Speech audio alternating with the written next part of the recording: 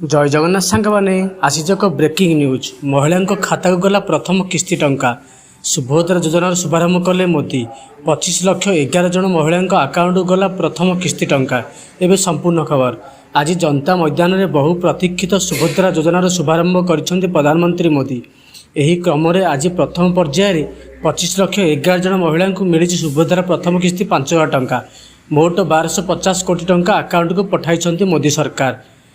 आज जनता मैदान में बहु प्रतीक्षित सुभद्रा योजना हो शुभारंभ। यही क्रम आज प्रथम पर्यायर 25 लाख 11 जन महिला मिली सुभद्रा योजना प्रथम किस्ती। मोट 1250 कोटी टंका आकाउंट को पठाई मोदी सरकार। प्रति हिताधिकारी आकाउंट से आसी 4,969 टंका। यह आज भुवनेश्वर गाड़कोण में प्रधानमंत्री आवास योजना 2.0 योजनार शुभ उद्घाटन करिसेंती। एही क्रम में आज 26 लाख लोक मिली घर चाबी।